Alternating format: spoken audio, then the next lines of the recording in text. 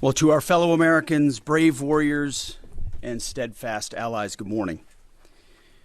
You know, as someone who led troops, led soldiers in the streets of Baghdad and Samarra, Iraq, and who trained counterinsurgents in Kabul, Afghanistan, and who still carries the weight of brothers lost to Iranian terrorist proxies, many backed by the same Iranian regime we're confronting now. This fight, Operation Epic Fury, it hits home. Our generation understands this fight. For 47 years, these barbaric savages in the Iranian regime have murdered our brothers in arms, my guys, your guys, our guys. Through their terrorist proxies and cowardly attacks, now they race toward a nuclear bomb to hold the world hostage. The Iranians have targeted and killed thousands of my American brothers. That race to a nuclear bomb, President Trump will never allow it. Not now, not ever, not on our watch. The mullahs are desperate and scrambling. Like the terrorist cowards they are, they fire missiles from schools and hospitals, deliberately targeting innocents, because they know their military is being systematically degraded and annihilated. Iran's neighbors, and in some cases, former allies in the Gulf, they've abandoned them.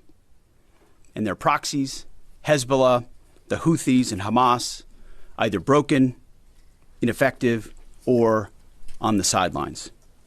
Iran stands alone, and they are badly losing. On day 10 of Operation Epic Fury, we are winning with an overwhelming and unrelenting focus on our objectives, which are the same as the day I gave my first briefing here on Operation Epic Fury. They're straightforward, and we are executing them with ruthless precision. One, destroy their missile stockpiles, their missile launchers, and their defense industrial base. Missiles and their ability to make them. Two, destroy their navy. And three, permanently deny Iran nuclear weapons forever. It's a laser-focused, maximum authority mission delivered with overwhelming and unrelenting precision. No hesitation, no half measures. As President Trump declared yesterday, we're crushing the enemy in an overwhelming display of technical skill and military force. We will not relent until the enemy is totally and decisively defeated. But we do so on our timeline and at our choosing.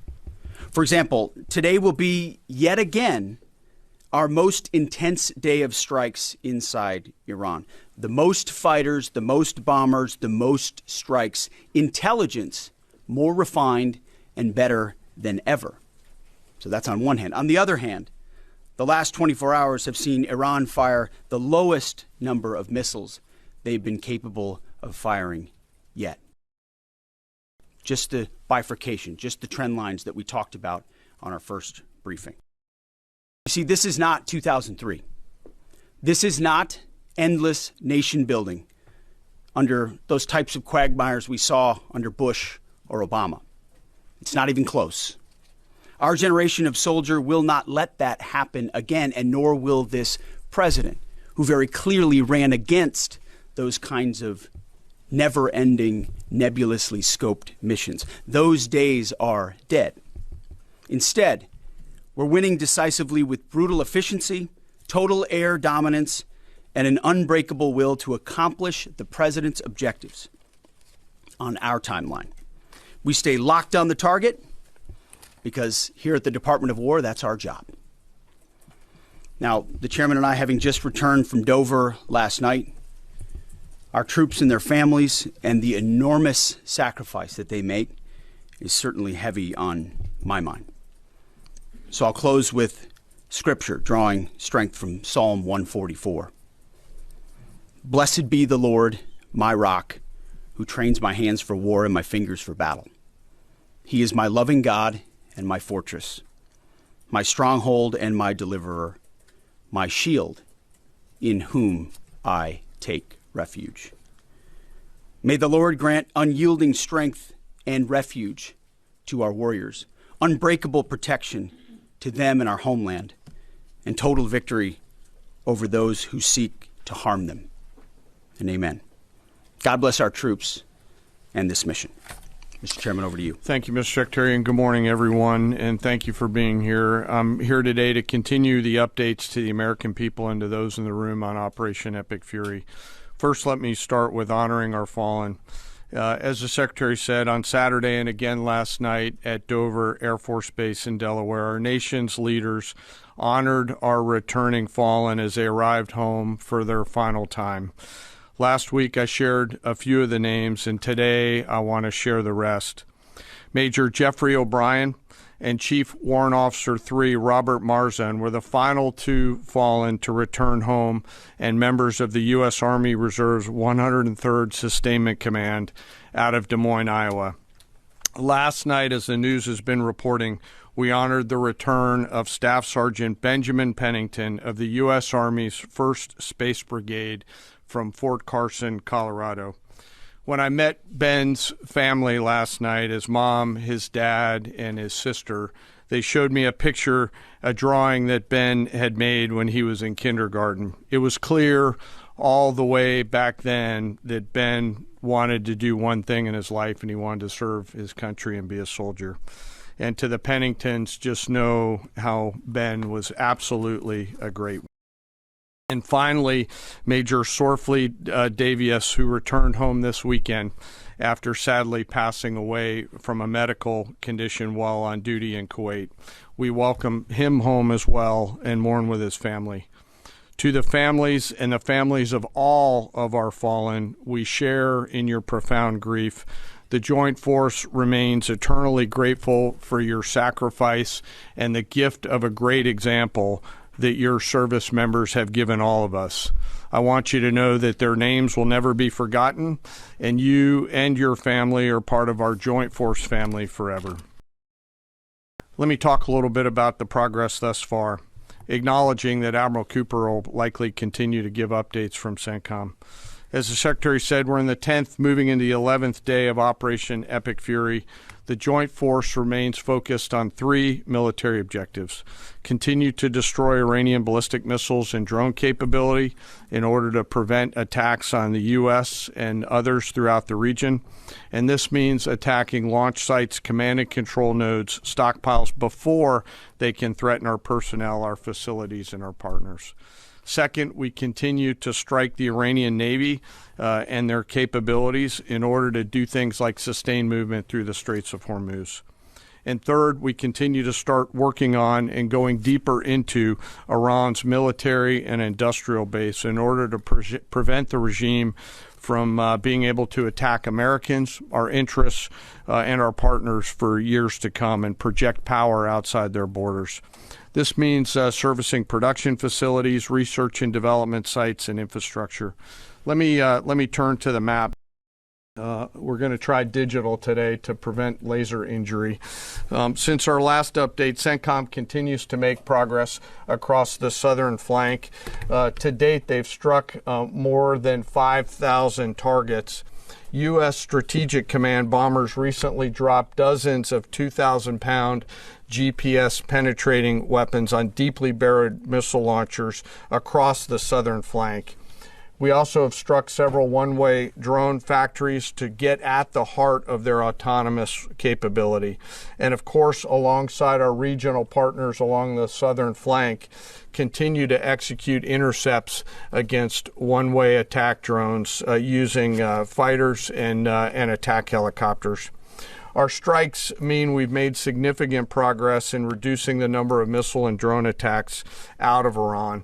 Ballistic missile attacks continue to trend downward, 90% from where they've started, and one-way attack drones have decreased 83% since the beginning of the operation. A testament to our air defenders and our air defense systems, and as I said, our partners in the region continue to do great work as well. Second, we're making substantial progress towards destroying the Navy. In the first 10 days of the conflict, we're more than 50 Iranian naval ships into the campaign using a combination of artillery, fighters, bombers, and sea-launched missiles. As Admiral Cooper noted last Thursday, we struck and sank an Iranian drone carrier ship, and U.S. CENTCOM continues today to hunt and strike mine-laying vessels and mine storage facilities. This work will continue. Third, against our objectives, we've begun to target Iran's military and industrial complex, again, focusing on centers of gravity to get upstream of the shooters out in the field in order to deny them the ability to continue to generate those one-way attack drones. Let me spend a minute talking about the joint force. Across the area of responsibility, this is gritty and tireless work, and I cannot begin to explain how incredibly proud I am of the extraordinary courage, tenacity, and grit and professionalism within the joint force. Last time I had a chance to talk about the Army's incredible logisticians who are out there sustaining the fight. Today I want to highlight a few groups of sailors. First, I want to thank the men and women of the Ford Carrier Strike Group and their families, and let all of them know how grateful I am for their leadership and service. The crews on board this strike group have already been endured months at sea only to get their deployment extended. These exceptional Americans, rogered up, all supported by their families, continue to stand the watch, taking the fight to the enemy over and over again, night after night. Aboard ships like the USS Ford and the Abraham Lincoln are a special group of sailors I want to highlight today. These are the men and women, the sailors up on the roof running operations on the flight deck. With an average age of the early 20s, these are the unsung heroes of naval aviation. These young sailors, known for wearing yellow shirts, are in charge of the catapults, taxiing jets around on the flight deck, shooting jets off the front end, and recovering jets off the back end. They are literally involved with every single movement on the roof on an aircraft carrier. They are the last ones that a naval aviator sees before getting shot off the front end, and the first one that a naval aviator sees after safely trapping on the back end. And just for a minute, imagine you're standing on that aircraft carrier flight deck. There's 30 knots of wind in your face. The deck is slippery, covered in grease. It's noisy. There are propellers spinning. There's jet blast everywhere. The helicopters are running. Your head is on a swivel, and you're trying to direct a multi-million-dollar fighter into a 1-foot square box so that those naval aviators can be shot off into the black of night to go do America's work. Those jets are fully loaded with missiles and bombs, and they are a world-class team combined with the naval aviation and the aviators in those jets. This beautiful symphony of American spirit is the definition of perfectly organized chaos, and these crews do it every single time the carrier is at work. Oh, by the way, in the middle of the night and oftentimes in the pouring rain. These are dedicated young people who take the road less traveled to serve their great nation, doing the deeds that we need them to do. America's enlisted force is the pride of every nation's military, certainly ours, and the envy of every other one as well. Each and every one of them out there across the joint force are extraordinary, and in particular today I want to highlight the yellow shirts. Ladies and gentlemen, our work continues. It'll continue to be difficult. I ask every American to keep our deployed force and their families in our thoughts. Combat deployments can be tough on the force and the families, and it's important that we continue to remember that. I remain deeply humbled by the 2.8 million members of the Joint Force, and I'll end where I started, and that's remembering our fallen and their families whose sacrifice will be felt forever. And with that, I'll take some questions with the Secretary. A beautiful symphony of American spirit. Well said, Mr. Chairman. Thanks, sir.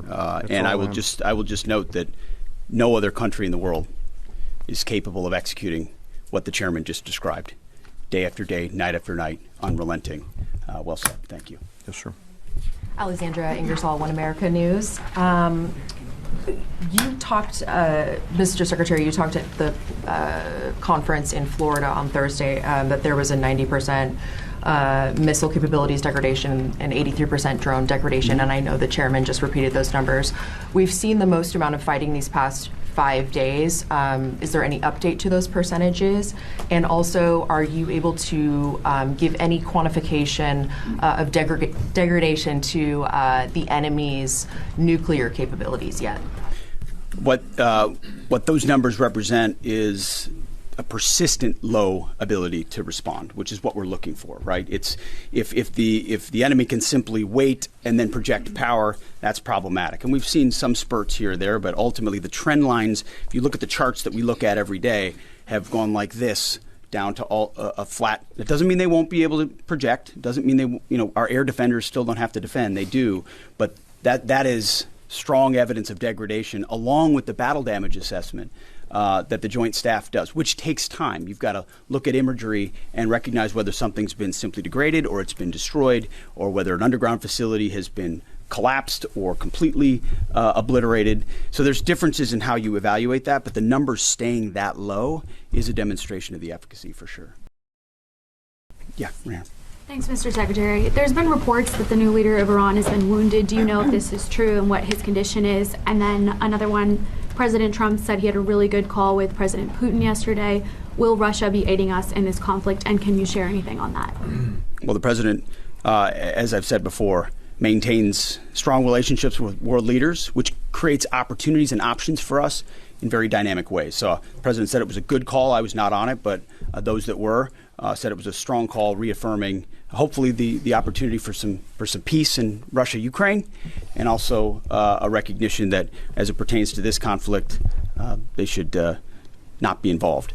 The first question was on the new leader of Iran. There's reports that he's been wounded. Oh, the new leader of Iran. He would be wise to heed the words of our president, which is to not pursue nuclear weapons and come out and state as such. As far as his status, that's not something I can comment on right now. Yeah, right here. Correct. Mr. Secretary, Eric Schmidt with the New York Times. A question for you first. Last week you talked about this being the beginnings of an air campaign that could last 3 to 8 weeks. Can you give us your assessment on where we are now? And Mr. Chairman, in any conflict, the enemy or the adversary adapts to the tactics it faces. Can you talk about the most challenging adaptation the Iranian military has made to the U.S. military? What challenges are you facing most right now? Thank you. I appreciate the question. Where we are is in a very strong place, giving the President of the United States maximum options. And from the beginning, from this podium, we haven't stated how long it will take. Our will is endless. Ultimately, the President gets to determine the end state of those objectives, right? But what he's said continually, and I want the American people to understand, is this is not endless. It's not protracted. We're not allowing mission creep. The president has set a very specific mission to accomplish, and our job is to unrelentingly deliver that. Now, he gets to control the throttle. He's the one deciding. He's the one elected on behalf of the American people when we're achieving those particular objectives. And so it's not for me to posit whether it's the beginning, the middle, or the end. That's his, and he'll continue to communicate that. What we serve him as is we give him updates on a daily basis of exactly where we are so he can make that determination on the throttle. Mr. Chairman. Thank you for the question on adaptation. As you're right, no plan survives first contact with the enemy or Murphy. They're adapting, as are we. Of course, we have very entrepreneurial warfighters out there. I'd rather not, for operational security reasons, tell them what's working. So I'm going to not answer that question based on that. But we are watching what they're doing, and we are adapting faster than they are. Are they more formidable than you anticipated, General? I think they're fighting, and I respect that, but I don't think they're more formidable than what we thought. Secretary Hegseth, thank you. Jordan Conrad's from the Gateway Pundit. Axios reported, citing U.S. and Israeli sources, that the U.S. was not happy with strikes on 30 fuel depots in Iran. While this is anonymous sourcing, it seems kind of congruent with what President Trump said yesterday, that there's certain spots they don't want to hit relating to energy infrastructure that would take a long time to rebuild.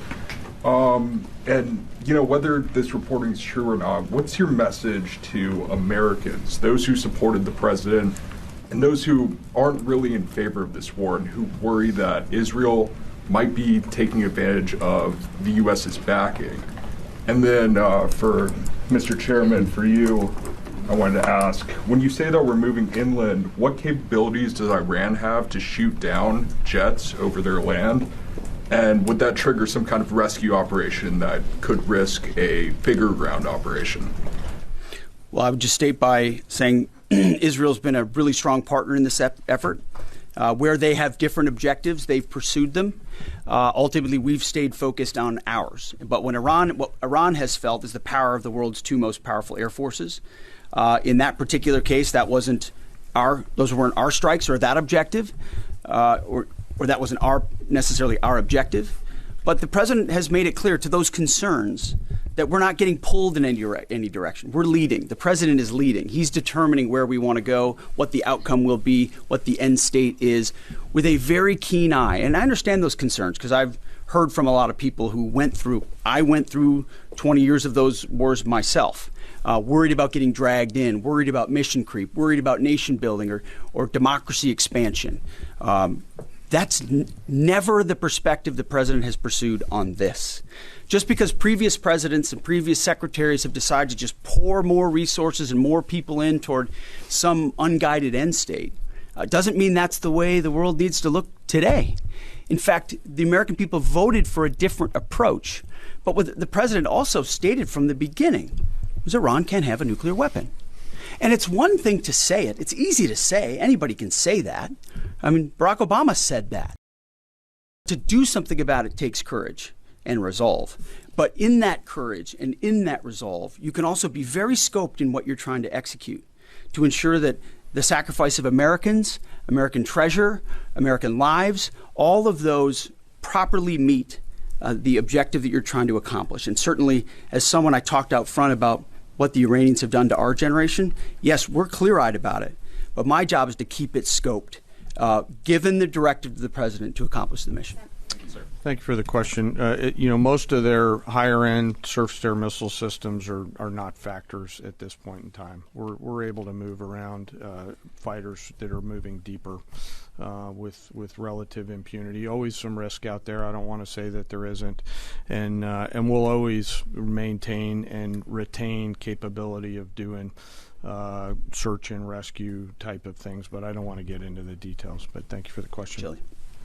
Thanks, Mr. Secretary. President Trump told our team on the ground early this morning that the thing that has surprised him the most during the course of this operation so far has been the Iranian regime attacking countries that are not attacking them. I'm curious if that surprised you as well. And General, curious if you were open to the possibility of escorting vessels through the Strait of Hormuz, and if you could describe some of the challenges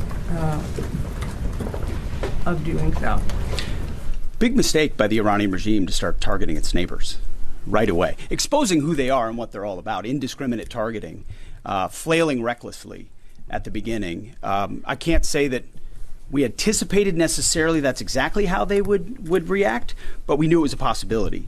And I think it was a demonstration of the desperation of that regime then and that regime now, that they still think their pathway out is to try to alienate their Arab partners even more, who've instead decided to come to us and have been willing to go on the offense, have been giving us access, spacing, and overflight in a new partnership that will continue to remake the region the way that President Trump did with the Abraham Accords. So you're pushing those countries in our direction to support this effort, further alienating Iran. And I think it's worth underscoring. I see in the media banners that say, war expanding or war spread. It's actually the opposite. It's actually quite contained, and more of those countries are coming on side, recognizing that you can't live under a conventional umbrella with nuclear ambitions with a radical regime like that. Again, properly scoping the objectives in the process. And then you want to talk about the Strait? Sure. On the potential, if tasked to escort, we'll look at the range of options to set the military conditions to be able to do that. And then, like we always do with every potential mission, come to the Secretary and the President with both what are the resources required, what is the command and control required, and what are the risks, and how do we mitigate those risks. So we're looking at a range of options there, and we'll figure out how to solve problems as they come to us.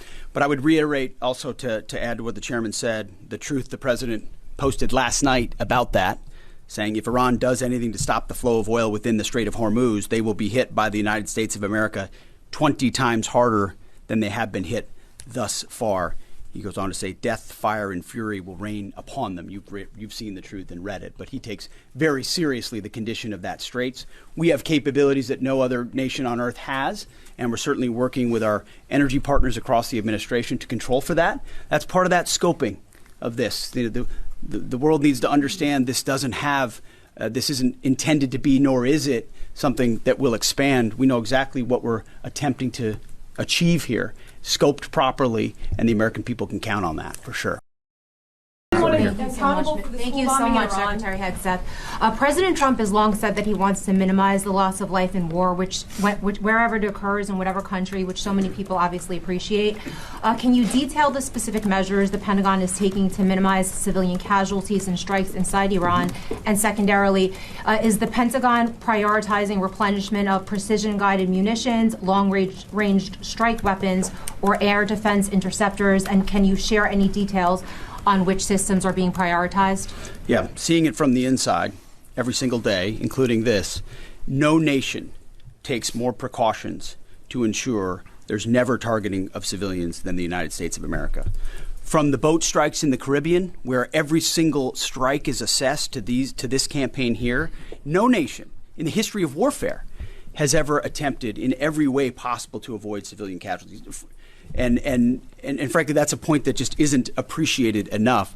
Where things happen that need to be investigated, we will investigate. To the question shouted in the back, that it's not open source is not the place to determine what did or did not happen. We take things very, very seriously and investigate them thoroughly, which takes time, and which is why it does take time. But ultimately, unlike Iran, who targets civilians indiscriminately, who we've seen in the intel moving rocket launchers into civilian neighborhoods, near schools, near hospitals, to try to prevent our ability to strike. That's how they operate. And then they set, the targeting of drones and missiles toward civilian targets, hospitals, hotels, airports. CENTCOM's been very good about putting that information out. That's how terrorist regimes fight. They target civilians. We do not. And I can tell you this administration and this Pentagon focuses on that very, very closely. Does it have Tomahawk missiles? Does that mean you will hold someone accountable if it turns out that that was a This US morning, munition the hit Iranian government is saying a lot. They continue to say they're prepared for a long war. If that's the case, what could you tell the American people as far as the steps the Department of War is taking to make sure our troops have the protection and the resources they need as the mission continues?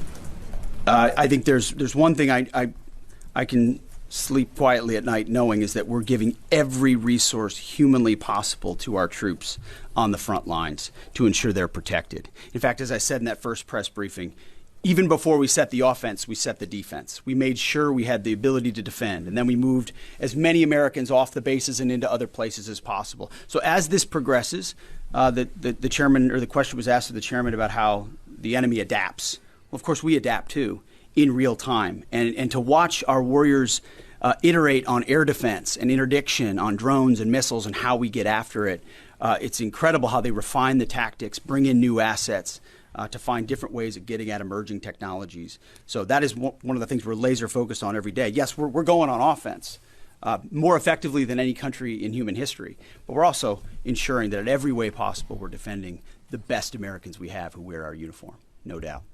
Let's do one more. Thanks, Secretary Hegseth. The president has indicated that maybe the operation will wrap up sooner than he thought it was going to. What's the plan once the U.S. stops military action? Will the U.S. play a role in the aftermath, or will they leave Iran to sort it out? Ultimately, the aftermath is going to be in America's interests, our interests. We won't live under a nuclear blackmail scenario of conventional missiles that can target our people. which is why the objectives have been scoped from the beginning. Missiles, missile production, a defense industrial base, Navy, all in service of ensuring they don't have nuclear power projection capabilities. That's what matters to President Trump. That's what matters to the American people. And ultimately, that's why we're so laser focused on ensuring those objectives and those objectives alone are met. Thank you. Appreciate it. Thank you.